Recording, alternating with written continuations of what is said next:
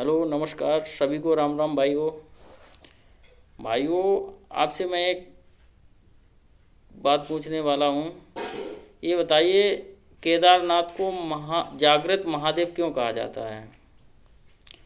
गाज आइए इसके पीछे का रहस्य जाने। बताता हूँ आपको कि एक गांव में एक व्यक्ति केदारनाथ की बहुत पूजा करता था, बहुत भक्त था।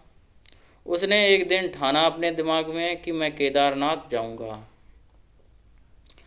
और अब भाई आपको लोगों को भाइयों एक बात बता दूं कि केदारनाथ के 6 महीने दरवाजे बंद रहते हैं, 6 महीने खुले रहते हैं। तो वो यहाँ से चल दिया केदारनाथ के लिए।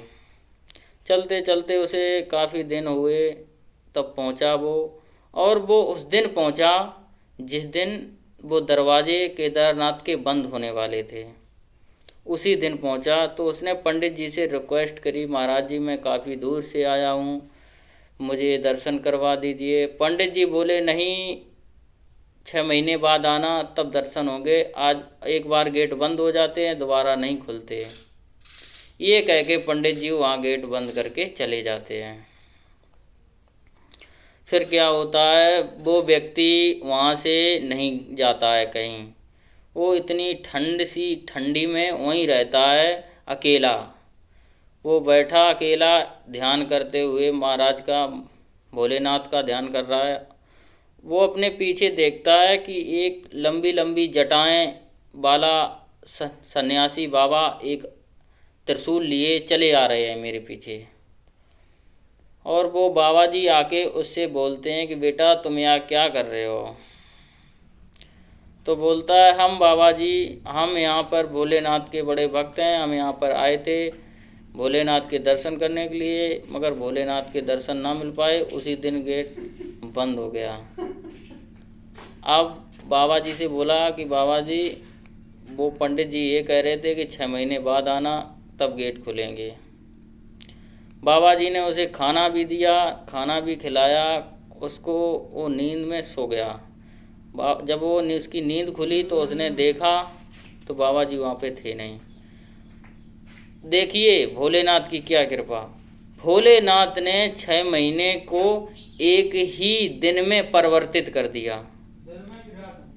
6 महीने को एक ही दिन में परिवर्तित कर दिया, एक ही काल में परिवर्तित कर दिया।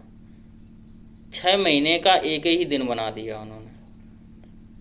वो 6 महीने तक, जब पंडित जी वहाँ से गेट खोलने के बाद लिए आए 6 महीने के बाद, तो पंडित जी ने देखा कि ये व्यक्ति तो वही है जो 6 महीने पहले आया था।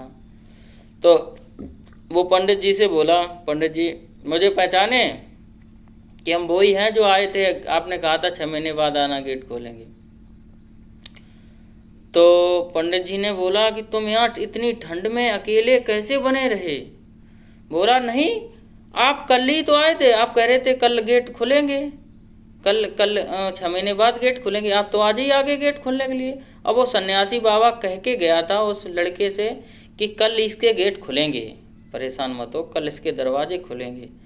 तब वो पंडित जी इतने आश्चर्यचकित में हो गए, उन्होंने जान लिया ये कोई नहीं, ये भगवान साक्षात इसको भगवान ने साक्षात इसको दर्शन दिए हैं।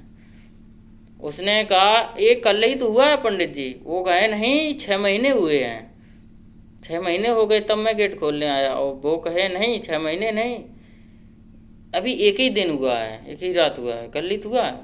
वो मानने को तैयार नहीं हुआ। जब मैंने जाना कि अच्छा, तब उन्होंने जाना तुमसे कौन आया था, कि बाबा जी आए थे लंबी लंबी जटाएं त्रिशूल लिए। अब वो कहें तुम ही सच्चे भक्त हो इसके, तुम ही यहाँ के केदार धाम के सच्चे भक्त हो, तुम्हें साक्षात, हम तो इतने दिन हो गए गेट 6 महीने खोलते 6 महीने बंद करते, हमें कभी भोलेनाथ के दर्शन नहीं हुए, तुमने तो भोलेनाथ के दर्शन कर लिए साक्षात, तुम ही असली भक्त हो इनके। इतना कह के तभी से भोलेनाथ को जागृत महादेव कहा जाता है।